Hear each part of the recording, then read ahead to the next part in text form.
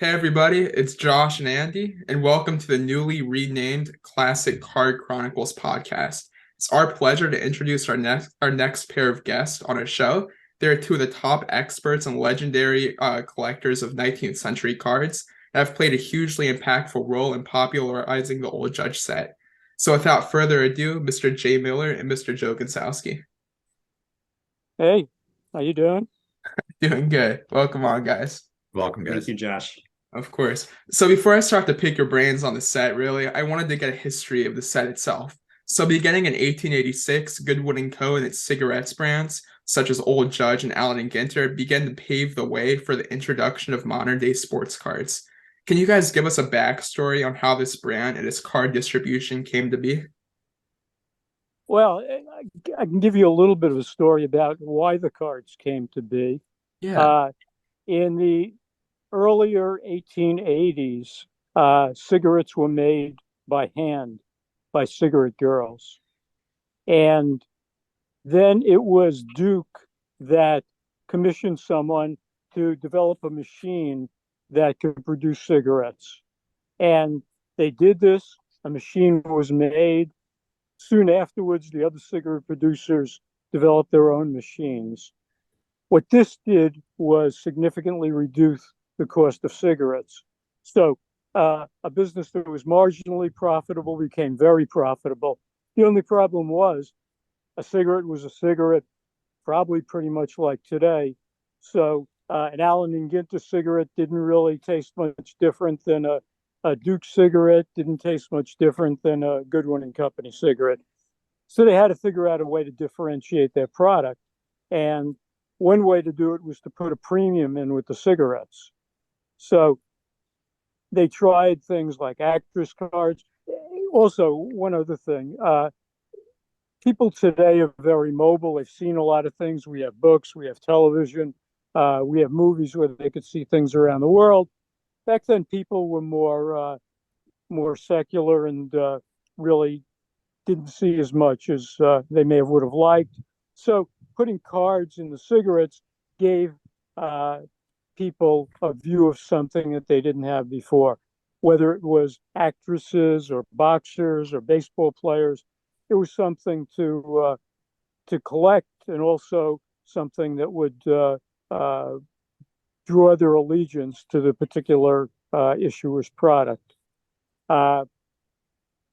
Goodwin issued sets. They weren't initially just baseball card sets. If you look in the old Judge book, you'll see that most of the both boxers, actresses, some politicians, and baseball players. So the script set from 1886, 1887 was like this. The zero numbered set was like this. The short number series was like this. So basically, it was just a way to sell your product. And interestingly, and I know this from going through the financial records of Goodwin and Company at the New York Public Library, the cards cost more to produce than the cigarettes did. Really?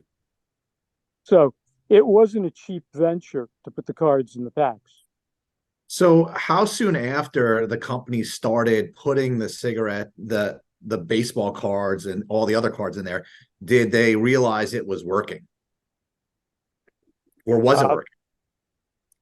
Yeah, I don't know the answer, Joe. You know something?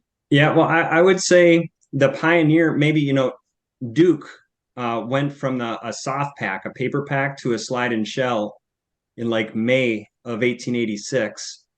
And many followed. It was a huge success. It really boosted. Cigarette packs were typically 10 or 20 count.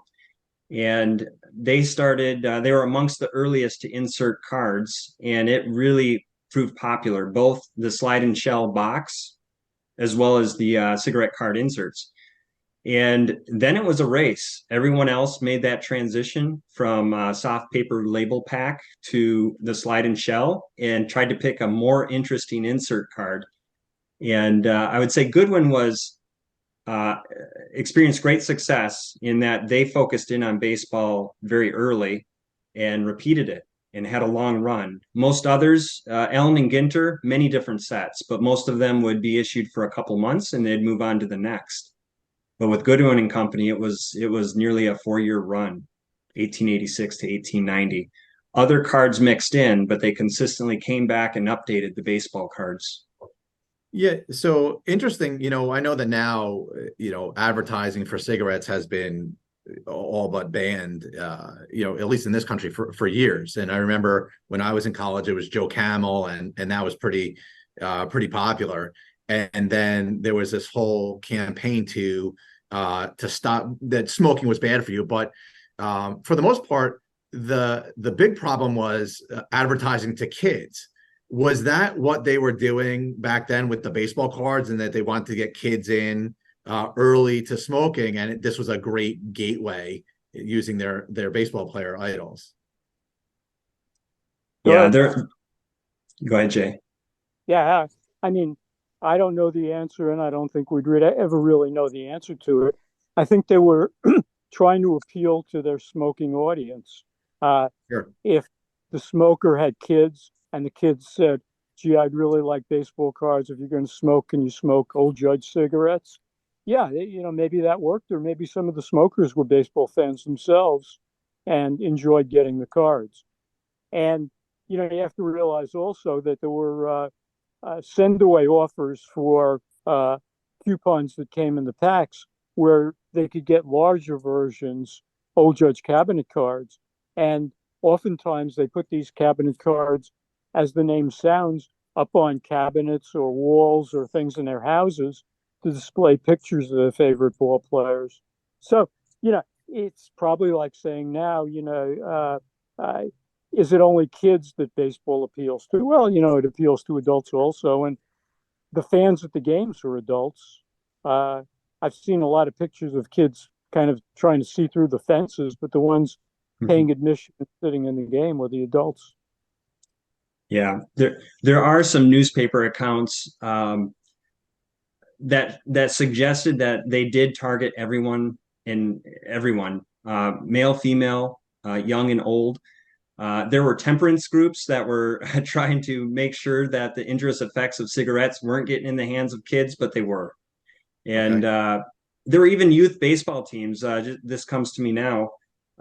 In California, where the Gypsy Queens would play the Dixies or the Virginia Brights, and so the baseball team names were taken after cigarette companies. Interesting. And so certainly, I think the earliest positive piece I have of children collecting the cards would be 1887, where they would just beg and trade.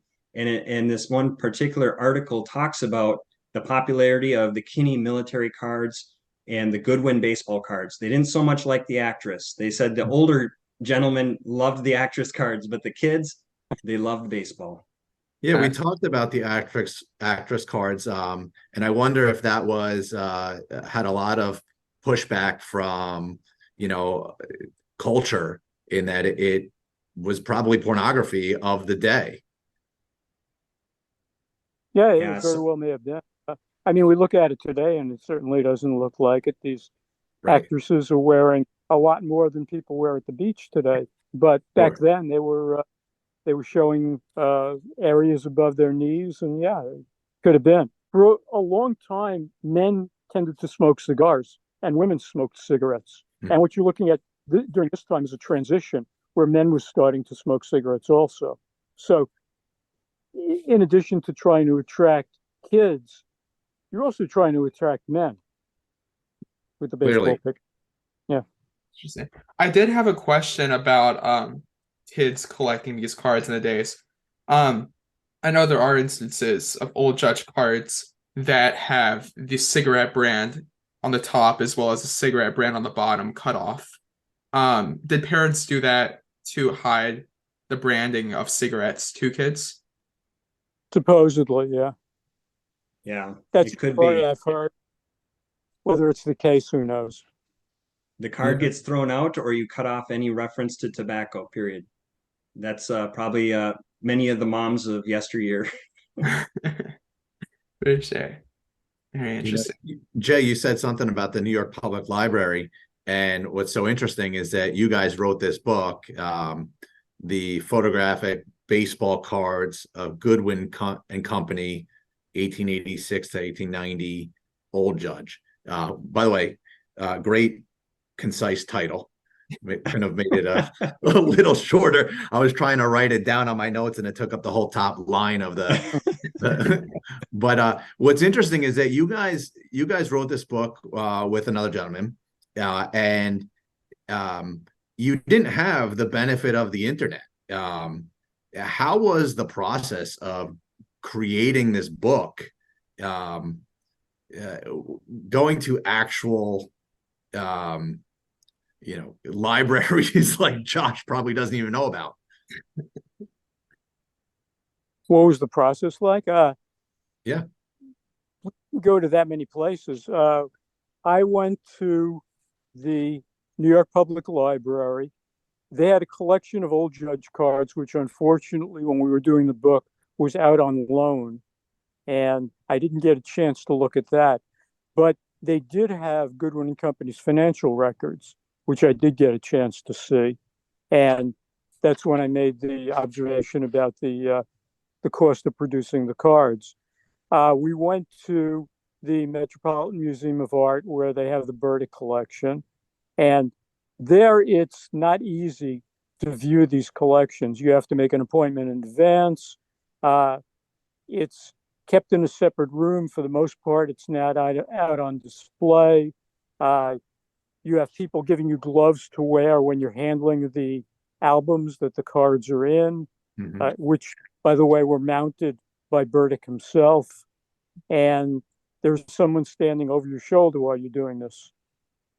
So, and then some of the images in the book we got from images of the cards at the Met, and that was a fairly costly process. The Met is not cheap in providing images. I think for authors, it was at that point, and we're talking 15 years ago, over $200 a page just to shoot pictures. Now, while the Met was very expensive to get images from, the Hall of Fame was at the opposite end of the spectrum, also in terms of security. When we were at the Hall of Fame, they brought out their old Judge cabinets in what appeared to be shoeboxes, basically. They sat us down at a table. No one looked at us. There was a Xerox machine in the room, and anything you wanted to take pictures of, you just could on the Xerox machine. Does that ruin the quality of the pictures? And I think if you did it enough, but just once or twice isn't going to hurt it. Okay. And then I think Joe can talk about this. I think Joe went to the Detroit Public Library. Yeah, and for the record, Andy, there was internet in 2007, 2008. We were able to peruse a number of newspaper archives, etc., as we looked at the bios, etc. Yeah, we may have to cut this part out. Yeah. I did go to the Detroit Public Library. The Ernie Harwell collection had a couple rarities, an interesting small collection. And I would also add the Baseball Hall of Fame. I think, Jay, you and I went there once together, and I may have went there a second time. Their N172 collection's not that impressive, but their cabinet collection is. They have a pretty sizable cabinet collection at the Baseball Hall of Fame. They have the only two copies I've seen of the Galvin N173. And like I say, they had a double of it. I don't remember if it was the Hall of Fame or the Met that had that beautiful red Mac cabinet. Yeah, Mac and Thompson Burdick collection. That was the Burdick collection. Yeah, there was some amazing pieces. So I got this book a few years ago. And I know Jay and I have had this conversation before. Before you start collecting Old Judge, read this book, because it gives you so many directions on how to collect Old Judge, and it's really, really true, because there's no easy way to collect a set, right? There's so many cards, so many players, so many interesting stories. That's just fascinating. And have you guys found one easy way or one best way to collect it? Is there an easy way? Easy way? I'm not sure there is an easy way because there's a lot of enjoyable ways. So I could answer it that way. Yeah, I mean, someone could try to get one of every uh, celebrity participant in the set. That's one way of doing it. You're never going to finish, but you can just kind of move along on the go. You could collect players from a certain team that you like in the set. You can collect certain subsets in the set. For example, the Browns champs. That's a very achievable subset. It gives you 13 nice cards, including one Hall of Famer in Comiskey, and it commemorates a championship team. You could collect the Spotted Ties, which again, an early edition of Old Judges, a very interesting set, although really no star in that group with the exception maybe of Dave Orr. You could collect portraits. Some people do that. There's portraits scattered through the set. You could collect two-player cards. You could collect managers. You could collect umpires. There's tons of things you could do. You could collect one of every team in the set, which would give you kind of a feeling of what baseball was like at the time. So there's, or one thing is another possibility is collect Players League players from the Breakaway League of 1890, which is, to me anyway, a really interesting historical period. So there's all kinds of ways you could go. I'm not sure any of them will prove to be easy, but I think all of them will prove to be rewarding. Fascinating. I know, Joe, you have an amazing Tigers or amazing Detroit collection as a big Tigers fan. And you're actively collecting the Detroit team set.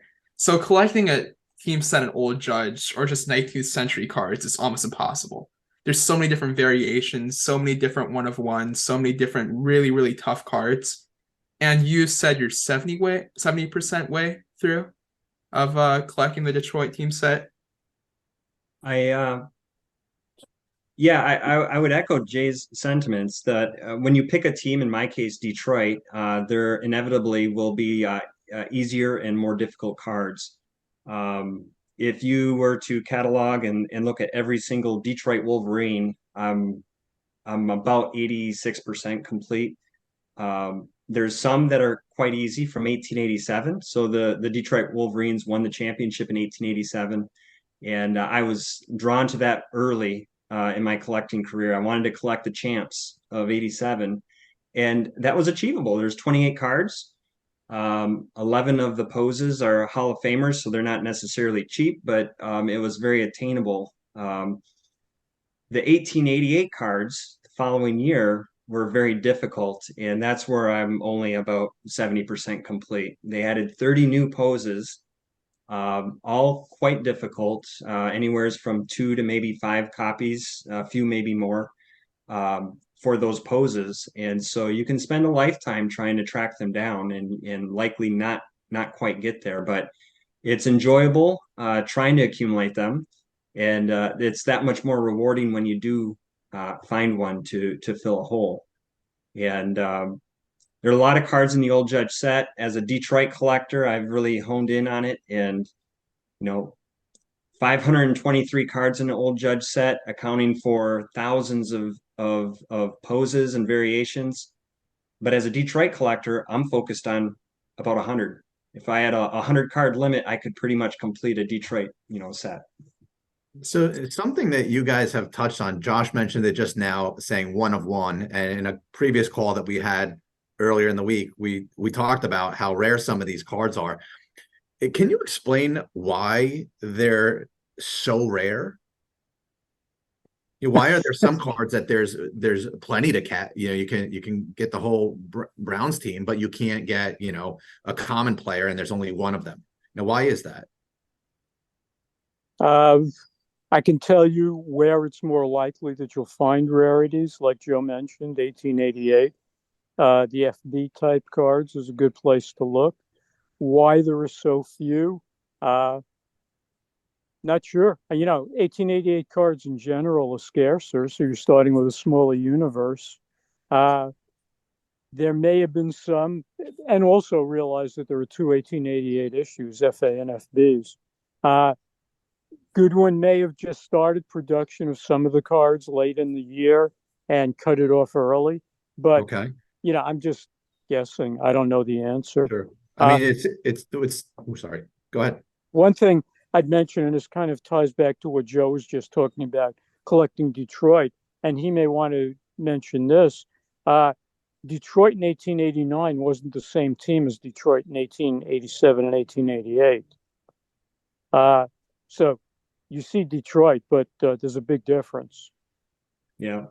They're still the Detroit Wolverines, but not a National League Wolverine, International Association, which was represented in the set through strictly team change cards. So the Detroit team of 1889 did not have their own photo shoot, but they're represented because Goodwin followed those players. And so when they formed a new team in 89 in the International Association, they pulled from the National League, American Association, Western Association, and those players that moved, they would give them a team change, sometimes doctor the jersey to make it look like it was Detroit, but they're really players from another team, all team change cards. Yeah, it seems counter logical that there would be. I want to hear what Jay. Go ahead. What were you going to say? No, I was going to ask Joe a question, or maybe ask Joe to expound on this. Why would teams who just 2 years before won a championship not be around 2 years later? And I think when you answer for Detroit, the answer might also pertain to something like the 1869 and 1870 Cincinnati team, which was disbanded after the 1870 season. It just seems so odd that, typically, obviously the world is different, 100 years later. But when there is a set that comes out, that's the first year, that's typically the rarest one. So thinking that 1886, 1887 would be rarest, and then 1888, everyone has caught on and wants them, and there would be so many more. Yet it's not that way. It's the reverse. 1888s, you've told me multiple times over, are super rare. I find that fascinating, and I wish there was a direct answer.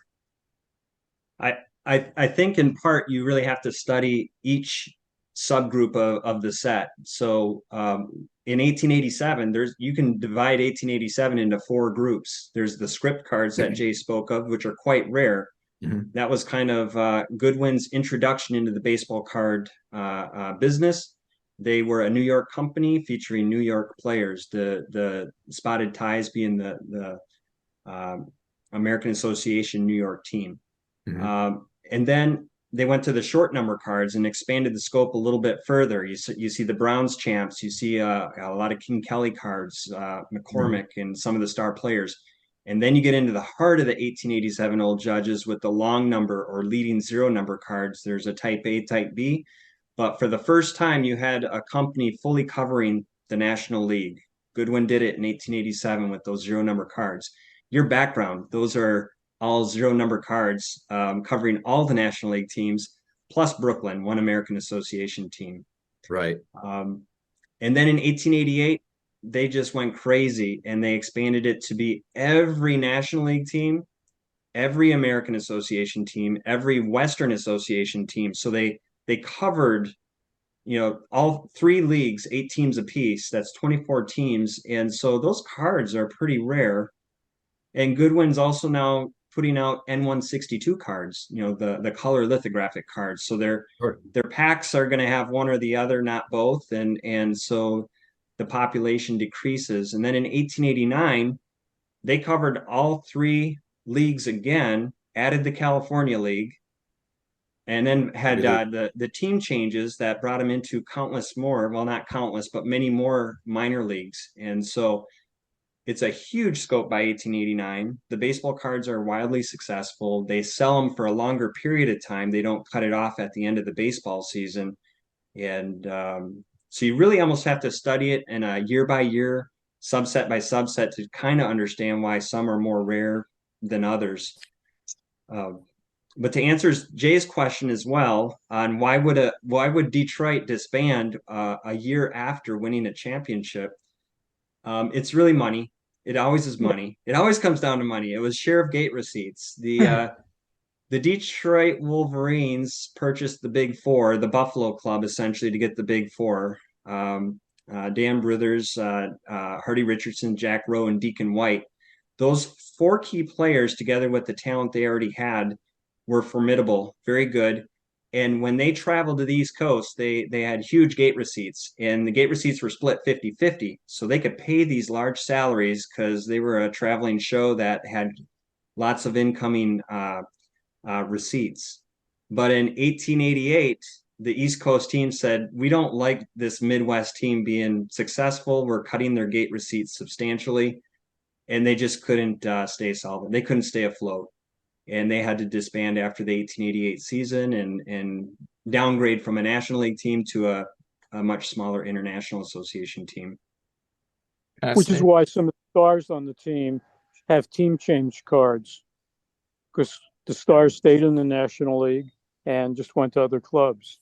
So that's when you see Dan Brothers, for example, on Boston, or Deacon White on Pittsburgh. Right.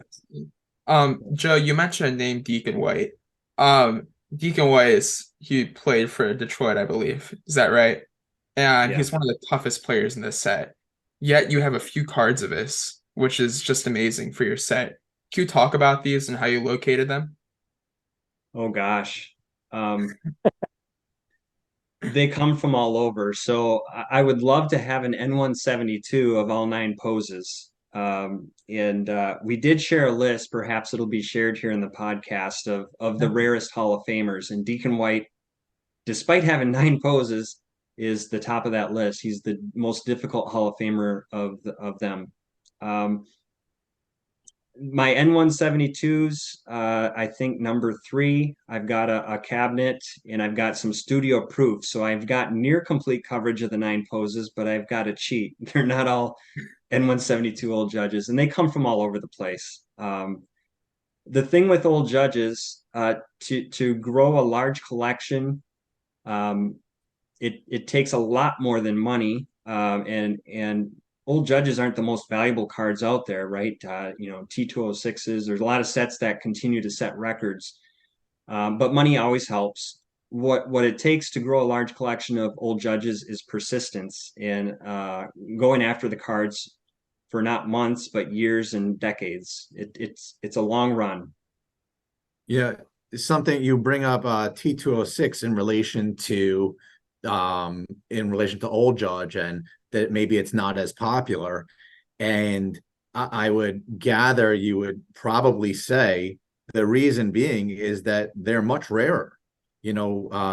We've discussed in previous conversations where there are Honus Wagner cards that are more rare than the T206 card, but there's a level of when something's too rare, there's not really a market for it. Would you say that that's a big reason why old judge, while there are some cards that are super expensive, like the Deacon White cards, why it's not as popular? Because it's simply not available for everyone to be able to collect. Well, I think scarcity is part of the issue. It's, like I said, virtually impossible to complete the set, regardless of how you classify completing the set. But right.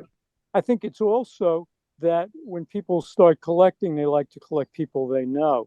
True. The T206 set has Ty Cobb, and for someone with deep pockets, Honus Wagner, Christy Matheson.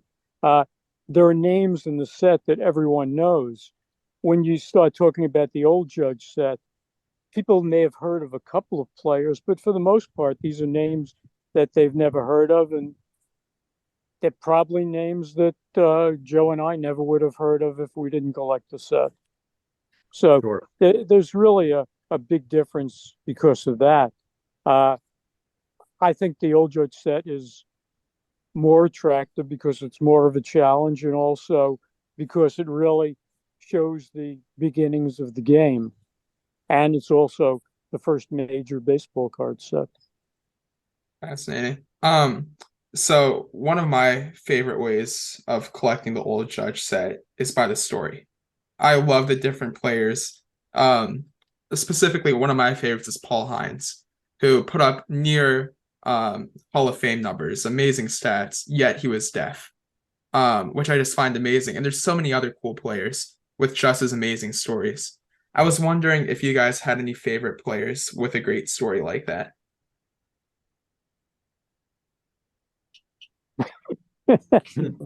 Joe, well, you can start.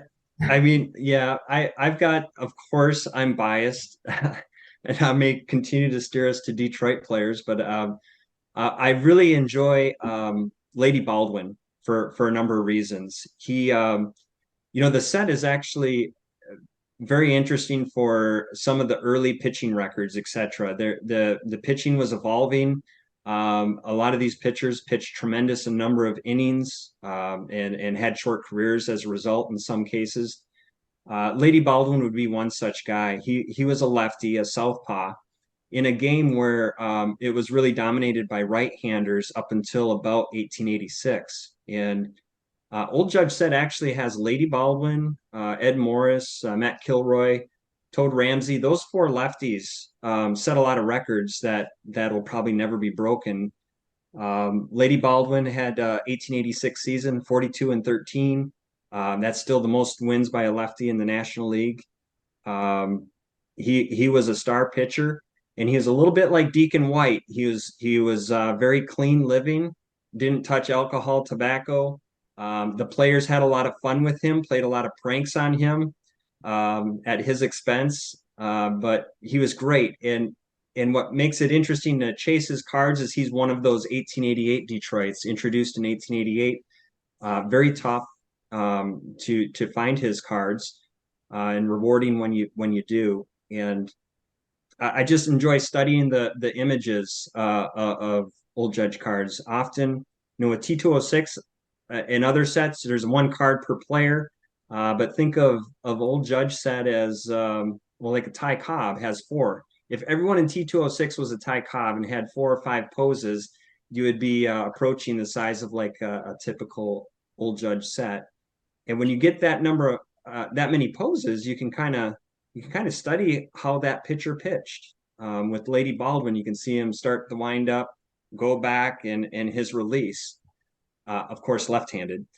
And I think that's part of the appeal for me, anyways, with a lot of the Old Judge multiple pose individuals. Yeah, for me, I really have two ways of answering that. For a player in particular, I think kind of the most interesting person to me is John Ward. And John Ward started out as a pitcher and was one of the best pitchers in baseball with Providence. He threw the second perfect game in National League history. So great pitcher, threw out his arm, remade himself into a shortstop, and became a Hall of Famer there with New York. And he doesn't get the press of some of the hitters on New York like Ewing and Connor. But if you look at some of the old programs, Ward was batting third or fourth for the Giants. So he was right in the middle of the lineup. Plus, the things that Ward did off the field. I mean, he was the one who created the first major union for baseball players, the Brotherhood. He was the driving force behind the creation of the Players League in 1890. And the history of baseball might be completely different today if Albert Spalding was a little worse poker player and didn't bluff the owners of the Players League teams out of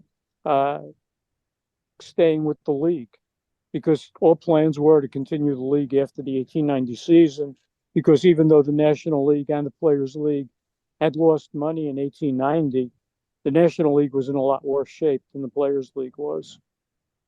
So that's the first answer. The second answer is Hall of Fame basically discounts players from the American Association. And there are two players from the American Association who clearly have Hall of Fame stats, but will probably never get in. One is Dave Orr, great hitter. Unfortunately, he was a big guy, and he got a stroke after 9 or 10 years of playing, which pretty much ended his career. And he's in the Spider Tie set. And later, he has cards with both Columbus and Brooklyn. And then the other one is Pete Browning. Pete Browning has the story behind him as the one who got the first Louisville Slugger bat, since he was on Louisville, and he went to the people there who made him a bat, and that was the start of the Louisville Sluggers. So if you look at the stats, they were both at the top of the league in hitting that year. So they obviously were just as good or better than nearly anyone in the National League. But like I say, unfortunately, the odds of them ever being put in the Hall of Fame are pretty small. Very interesting. Yeah, for the collectors out there, you both talked about the multiple poses, and everyone calls this a set. To me, when you think of a set, it's something that is attainable. Everyone calls the monster, the T206, the monster, and that's what I started collecting. And it's a monster because it takes a long time to complete. But like Jay has pointed out, it's completable. And these days you can go on an auction site and bid on entire sets. There's probably no entire sets of Old Judge, and we've talked before, and you two are two of the leading experts, and there isn't an answer to the question, how many cards are in the set? So could you explain to everybody listening, all 15 of them, how and are you trying to cut down on that number? 8 of those are in Josh's family. Explain to us how difficult it is to collect this set. I know that you mentioned, there's different ways to collect it, which is probably a great way to go about it. But if someone were wanting to collect the set, how impossible is that? Well, again, define what you mean by the set. Do you mean one of every different kind of card in the set? Yes. I mean, how difficult is it? We don't know what the number is. And Joe and I have been doing this for 30 plus years, Joe longer than me. We know how many individual participants there are in the set. When we wrote the book, it was 521. Now it's 523. We've added Tug Wilson. We've added Roscoe Coughlin. If you take the next step, if you took from each player a card of each team that they were on. So, for example, I mentioned that Dan Bruthers was on Detroit and also on Boston. And if you want to count it as another team, which it really is, he was also on the Boston Players League team. So he's on 3 different teams. If you wanted one card for each team a player would be on, you're probably taking that 523 to, I don't know, something between 750 and 1,000. Okay. Now, Joe mentioned that some poses were reissued several years. So in 1888, Dan Brothers' pose might be reissued in 1887. Dan Brothers' pose might be reissued in 1888, 1889, and 1890. So you'd want one of each card for those. Also, there are different ways of portraying the player's information at the bottom of the card.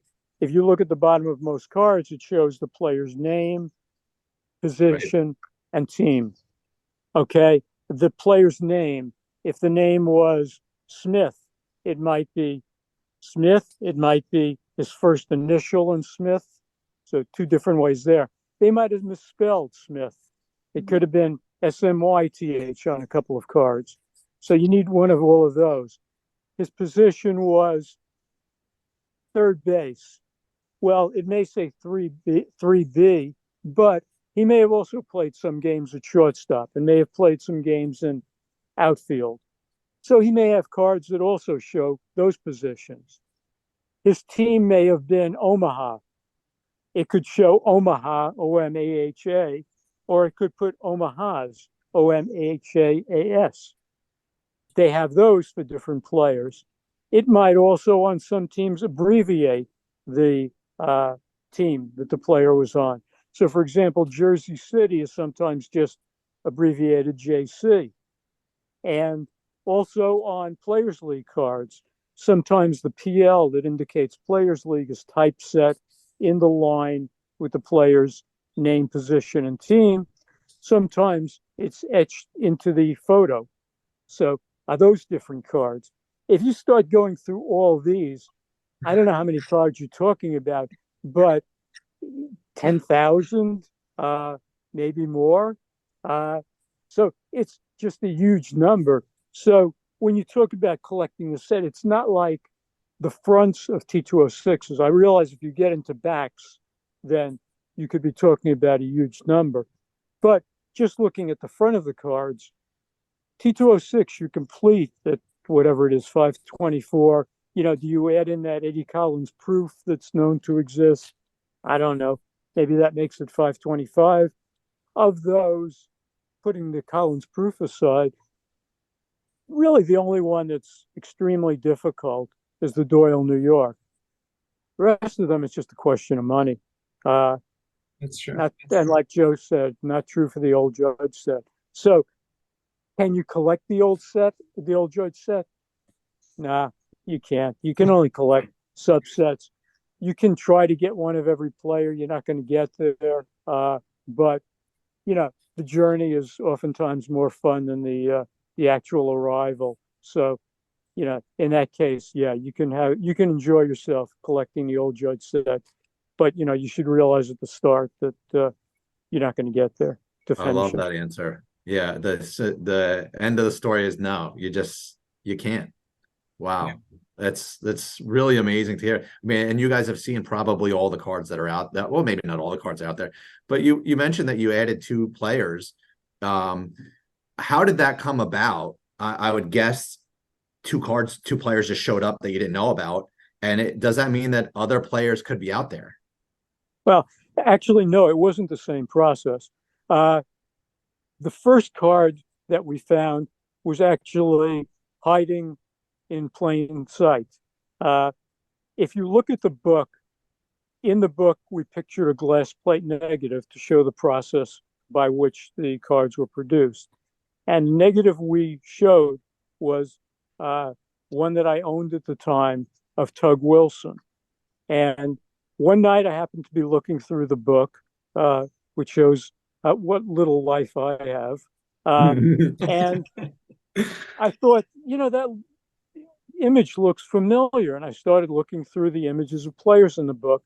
And all of a sudden I noticed that that image was a pose of Joe Miller. And I'm going, what's going on here? The glass plate negative was going to be correct because those were taken by the photographer and they marked the name of the player on it at the time. So we know that's correct. And then I started looking through the poses of Joe Miller. And as it turns out, 3 of the 7 poses of Joe Miller were actually Tug Wilson. So the rule for determining whose card it is, not just for Old Judge, but for all 19th century, is the image on the card. So, and this was established by the British Cardophilic Society, who really did most of the pioneering work in early cards with the work of Wharton Tiger. So the cards that pictured Tug Wilson but said Miller on the bottom were really Tug Wilson cards. So Joe and I wrote an article for Old Cardboard about this. So instead of 7 poses in the Old Judge set, Joe Miller has 4, Tug Wilson has 3. So that was always there. We just didn't see it. Now, the second card, which was discovered, was by a more conventional way, and that's Roscoe Coughlin. And that card just turned up in a set a dealer in the Midwest had it, and that's how we found out about it. So, in answer to your second question, are there more that will possibly be discovered? In the book, Joe and I did a section about hypothetical old judge cards. And how did we decide what might be possible? Well, I mentioned earlier that in the packs of cigarettes, there was a checklist of cabinets that people could order. And all old judge cards are made, as we detail in the book, from cabinet size images. So you take a glass plate negative, you make a cabinet size image. You make a composite of 24 images, a 6x4 matrix. You reshoot a photograph of that 6x4 matrix, and then you do it at a distance such that it makes cards the size of N172s, and you cut it up, and that's your old judge cards, N172s. So that's why we thought if they have a cabinet size card of this player, it's possible they'll also have a small card of the player because they had the glass plate negative. Interesting. Okay. Gotcha. If you look at the list, Roscoe Coughlin was on the list. Okay. That also works for team changes because some of the players were listed with certain teams on the cabinet checklist that you could order from that weren't known on small cards. Right. So that was also something we said, that even for players that are known, there may be a different team version that hasn't been uncovered yet. So this is all detailed in the book. And in fact, one of the players we thought might exist, which turned out to exist, was Roscoe Coughlin. Interesting. Wow. It's amazing. So what about the minis? You guys had pointed out that in one of the albums that I have, there was a mini. I believe it was a Brooklyn, one of the outside photos. I haven't been able to look up, where or even see populations of those. But are those ultra rare? I mean, where were those, and how did they make those? Was it just stand further away and take the picture? What was the deal with the minis? Yeah, Joe's the expert on that. I'll leave that one to him. Yeah. It's detailed nicely in the book. There's several pages. It does come down to the photographer taking the Brooklyn team at a greater distance. And so if you just look at a cabinet card of a Brooklyn photo shoot, whether it's a glass plate negative, the cabinet cards made from those glass plate negatives, you'll see that the player is relatively small. Mm-hmm. And it's mostly background. You're seeing the stands and the background. Another side note on Brooklyn is they're all shot outside. Most of the old judge cards are studio shots inside a studio. Brooklyn and the California League are the lone exceptions. They're outside shots, and they captured a lot more background. So the issue is to make them look like all the other cards in the set. As you can see behind you there, where the player's a majority of the background, where you get a decent view of them, they would have to take the Brooklyn players and have them all together on the same 24 card sheet.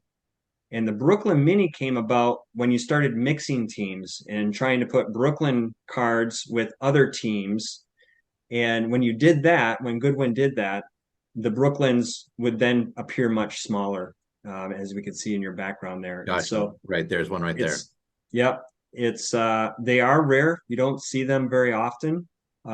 You may almost, I wouldn't say more commonly, but in some of the surviving uncut sheets, we see some of the Brooklyn minis that have the appearance of your background, where the Brooklyns are small and the rest of the teams are normal size. But they're pretty tough. Let's talk for a second, if you would, about image quality, because we've all seen. I think we talked about one. I had a card that was a Hall of Fame. It was a Duffy rookie, but the image quality, and it was graded a 3. Image quality was so poor, I couldn't wait to give the card away because I couldn't even see the player. Yet, which leads us into the grading of these, which nobody really understands. How is it that some of them are pink Some are clear. I mean, I know obviously, if they're left out in the sun, probably they'll get damaged. But tell us about the image quality and how that parlays into not values, but the collectability of them, and if there's other certain cards that just didn't have any quality of image, that is. Well, I think the pink that you're talking about, Goodwin experimented with tints on some of the cards in 1889. And it's not just pink, there were also shades of purple. And actually, some of the purple cards look very nice. And they have relatively sharp images. But I think you'll really only see the pinks in the 1889 cards and 1890 cards, almost without exception, the image quality is pretty bad. And I'm not sure exactly why that is. Interesting.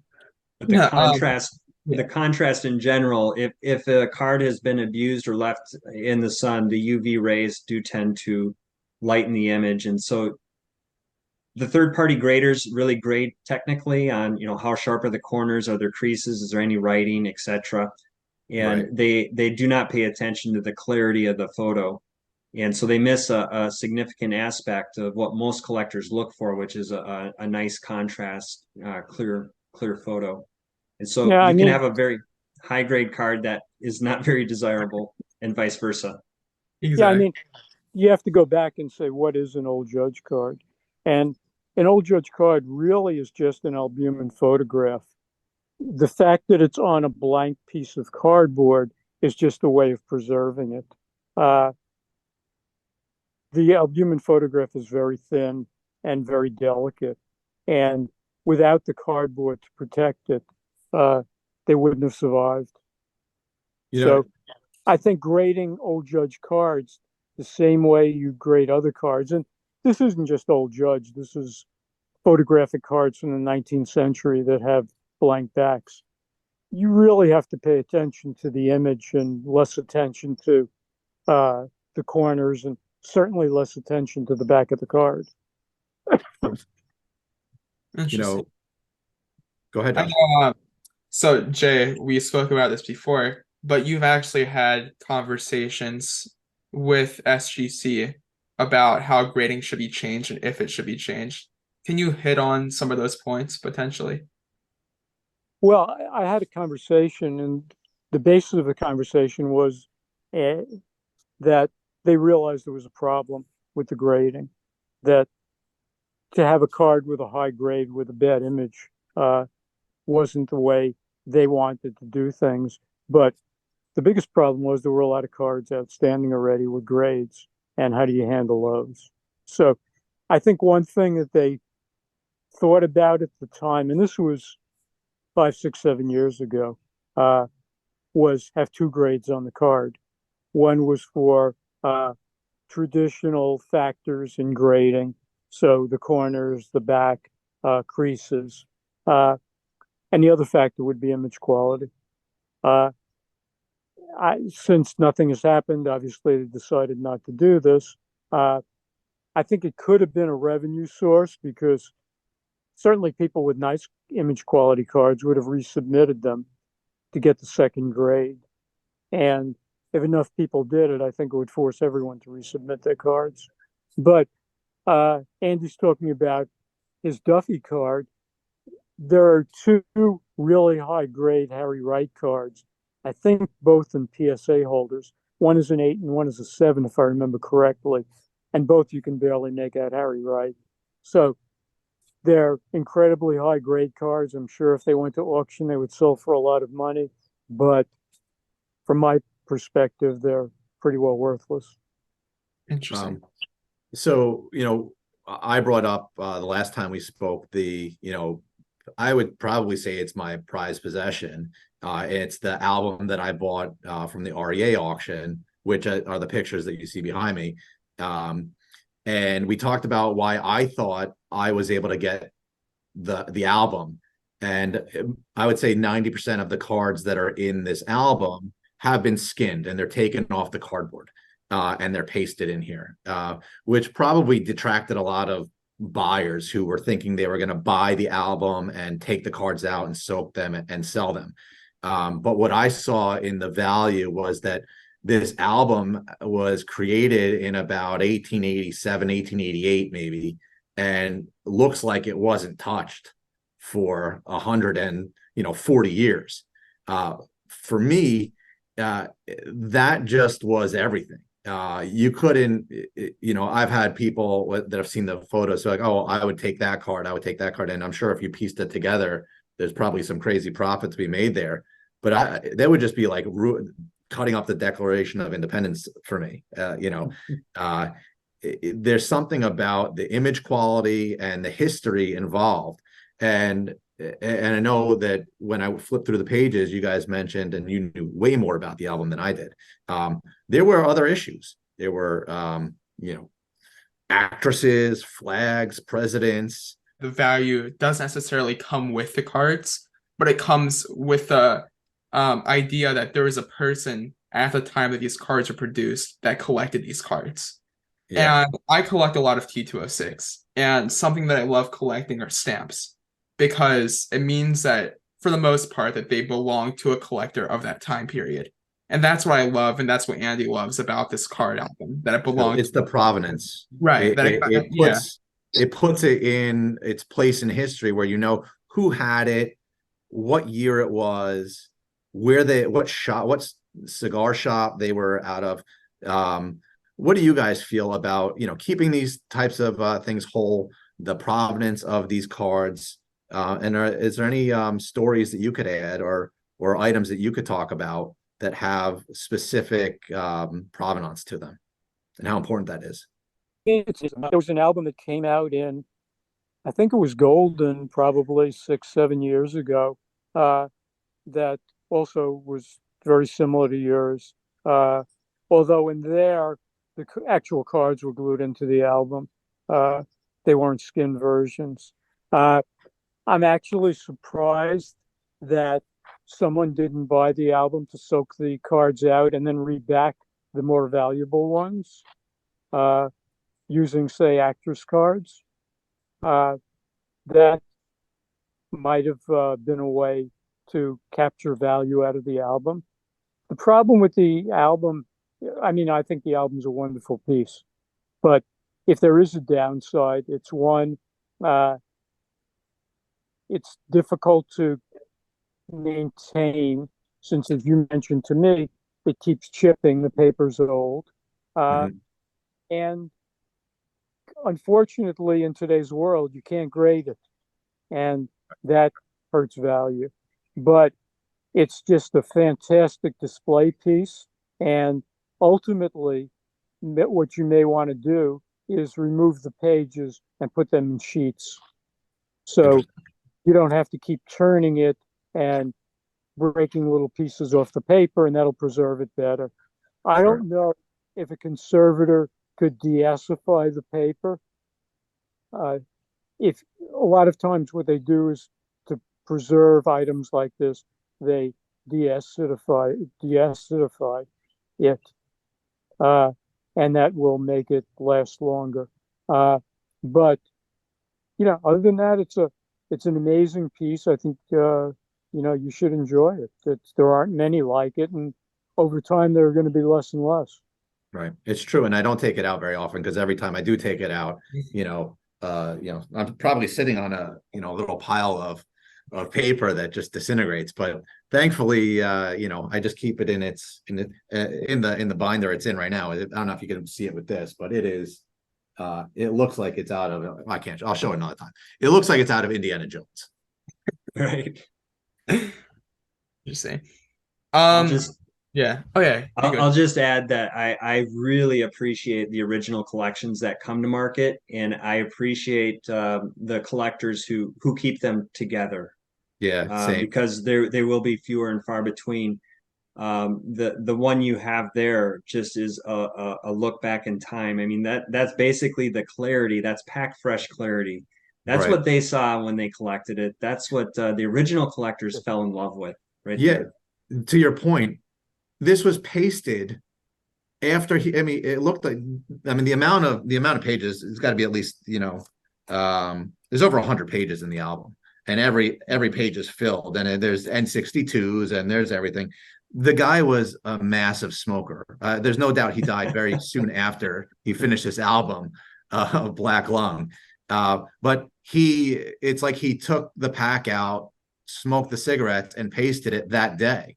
And it goes to, I mean, there isn't any of that image quality issue that we were talking about, because this album has probably stayed closed for over 100 years. And another reason why I don't take it out very often. But yeah, I agree. More likely than not, he knew a lot of people who did smoke. Oh, that could be too. You know, it also goes, we were talking another time about what we would do, each one of us, if we came across an Old Judge pack that was sealed, and who would open it and who would not. You want to go around the horn and see what you would do and say what you would do and why? I would open it. I'd want to see what was inside it. I would want to see what the card looked like. And also the card would be degrading over time because of the tobacco staining the card. So, it's not like you're going to save it from much damage, because it's been next to the tobacco for 135 years. So for sure, probably not going to change it a lot, but it could. And plus, you get to see everything that was in it. You get to take a look at the checklist of cards that you could have ordered. You can get the coupon out of there. Obviously, you can get the card out of there and see who it is, and maybe learn a little bit more about things that way. And who knows, maybe it's a player that's never been discovered before. And also you can see what the cigarettes were like. And maybe if you put it in the humidor for a while and get a little moisture into the tobacco, you can smoke an Old Judge cigarette. Joe, what about you? Jay and I agree on a lot of things, but this is one where we would disagree. And there's no reversing that age. I don't think a humidor was going to make it a pleasant smoke. But if I found an unopened pack, if I had one in my possession, I would keep it as such. I would study the heck of out of the externals. I would look at the tax stamp. Goodwin was very good about canceling. Unlike some other manufacturers, they put a month-year cancel on every pack they sold, so long as that tax stamp is still on the pack. And so you would know, for example, if it's from September of 1888. And if it were, I would just say, this is potentially my missing Deacon White card. I would not want to open it up and realize it's just a Larry Corcoran or something like that. Right. I'd like to keep it. It's a bit mystical. If you were John Drecker, you'd want it to be a Larry Corcoran. Yeah, right. Or what? Jay, I would have a customer. Jay, what would you do if you opened it up and it was a Cap Anson? Throw it away. Yeah, don't get me started on Cap Anson. As you know, I think his bust should be taken down from Cooperstown as the one who initiated the color barrier in baseball. So I'm not a fan of his. Well, Joe, speaking to sealed packs, you shared a picture with me of a sort of like a cigar crate that encased a few sealed cigarette packs from the era. Can you talk about that a little bit? Sure. The passion started with Old Judge cards, but some years ago, quite a while ago, I really wanted to understand and own a pack that helped distribute the Old Judge baseball cards. So I obtained an Old Judge cigarette pack, and then I really wanted a Gypsy Queen, a Dog's Head. These three brands all distributed, the cards for Goodwin. And then I just lost all self-control, and I wanted the cigarette packs of those who were, competing for the same customers. And so Lone Jack, SF Hess Creole, Allen and Ginter's, Virginia Brights, and just countless brands. And it really has gotten out of control, but it's a passion. Yep. And it really all started with Old Judge baseball cards. and just understanding the packs that help distribute them. It's amazing. Yeah, this is a disease that you get when you can't go any further in what you are collecting. So you branch out into other esoteric areas. Yes. For sure. So, so kind of switching topics and switching subjects and wrapping things up a little bit. I wanted to hit on some points about the book that you guys published in 2008. We kind of mentioned it throughout the interview. So this book really revolutionized old judge collecting. It's almost the Rosetta Stone for collecting this set. I wanted to know what inspired you guys to put this book together, and what role did each of the three of you guys contribute authoring this book? What inspired us? Richard Masson called me one day and said, we should do an old judge book. And I didn't particularly like the idea initially because if you let everyone know what the scarce cards are, that just means if you go out looking for them, the price has gone up. But the more I thought about it, I thought it might be a good idea, and I asked Joe if he'd like to work with me on this, and he stupidly said yes. And then also in the bio section at the back of the book, which is something that Richard suggested, I recruited John Drecker and Kevin Cummings to work with me on doing the bios, and both of them did a fantastic job. What role did you play, Joe, in writing this book? Oh, just supporting Jay. We kind of split up some chapters. Yeah, and Joe did as much as I did. It was equally split. We each found things to work on. And for my money, Joe's the most knowledgeable guy around about this set. For sure. Oh gosh. He's humble about it too. I'm not sure about that. Well, I guess getting to the point that everybody's wanted to know about and everybody's been wondering for a long 15 years. And you guys have spent a lot of time, I know, putting this new list together. What is the updated list of the top 100 scarcest players? You want them to go through all 100 right now? What's the updates that you guys can give? Joe, a lot remains the same, right? A lot remains the same. I mean, the California leagues are still the ultimate, recognized as the ultimate rarities with 1 to 3 copies apiece. And Jay, I don't recall a new California league card coming into the fold. Yeah, the last one that came out was O'Day, and that came out of a Christie's auction, I believe, which auctioned off the set of the Rhode Island Historical Society. And that one's pictured in the book. That probably, sometime a little bit after the turn of the century, but I don't remember exactly when. But yeah, there's been none discovered since. The interesting thing about California League cards is there were 4 teams in the league. San Francisco, Oakland, Stockton, and Sacramento. There are cards for 3 of the teams, but no cards for Stockton. And right now, if I remember correctly, there are 19 California League cards, and a typical sheet would hold 24 cards. So that leads me to believe that there may be more to be discovered. The fact that there are no Stockton cards leads me to believe that there may be more to be discovered. You wonder if the San Francisco earthquake destroyed cards that were out there, which may have taken some of these cards that should have been, and also may account for some of the rarity of the cards. So going back to the rarities changes, I'm looking at the list that Joe sent me.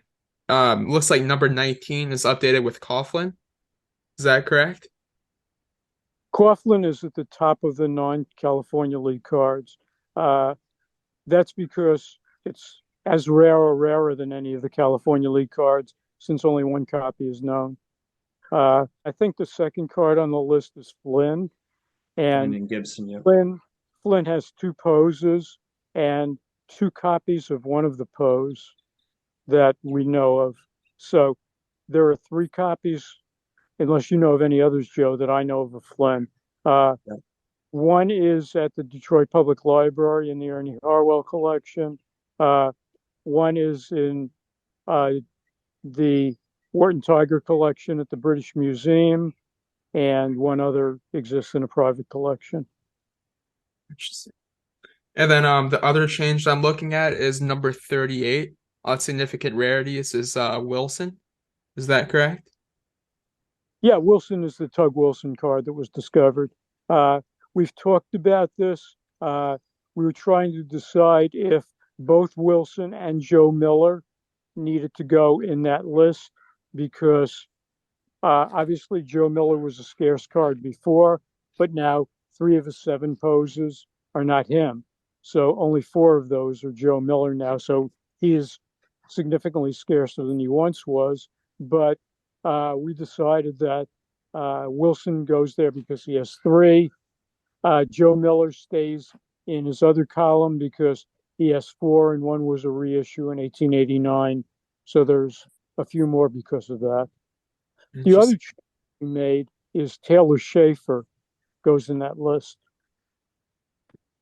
And it not just goes in the list, but moves pretty high up on that list. And that's just something we dropped the ball on initially. Taylor Schaefer is a very rare card that you rarely ever see. Any other changes to the list of non-Hall of Famers? I think there are several changes between the list you'll share and the book, but you'd really need to do a side-by-side comparison. Some players moved up and down accordingly. Now getting into the Hall of Fame changes, I think really the most significant one is Deacon White at spot number 1. Yeah, unquestionably the rarest. I don't even think it's close. Yeah, 2 introductions. The Hall of Fame class of 2013 introduced 2 new Hall of Famers to the set, Hank O'Day and Deacon White, and so we had to place them. And as Jay indicated, unquestionably Deacon White shot to the top. Hank O'Day closer to the middle. Interesting. Are those the 2 major changes of the Hall of Fame rarity list? Yeah. Yep. Very interesting. There was that's another big. O'Day in that set, wasn't there? Pardon? Yeah, O'Day Sacramento. Yeah. No. Yeah. Well, that's big. I'm glad you guys did this. This will be a big help to many old judge collectors and rare old judge collectors. Last question before we wrap the interview up is, so I'm a young collector. I'm 18 years old. Getting advice from other collectors like Joe, Jay, and Andy, who have had more experience, is really big and helpful to starting out a collection. What advice would you give other collectors trying to dip their feet into old judge in the 19th century sets? The best investment you can make, and I'm not saying this because I'm profiting financially from it, which I'm not, is buy the book and read it before you spend a penny. I mean, I don't know what the book is going to cost you. You can order them through Richard at richard@ponymask.com. But, let's say it cost you $40. The first card is probably going to cost you over $300. So spend the money, read the book, learn what you're going to collect. And at that point, you can see what's in the set and make sure you really like it. And you want to dedicate time and money to it. Knowledge is always a lot cheaper than cards, and it's something you'll always have, and it'll make your purchases not only more financially sound, but also more rewarding. That's good advice. It's like what Josh said, is that the thing that makes him most interested in the card is the story behind it. Learning a little bit about the cards would certainly do that. Yeah. The book, I think, offers something for everyone who has interest in the topic. And Josh, I'm sure as you've been reading it, your interests change, they evolve, and you have new favorites. And yeah, so it's I agree with everything Jay said.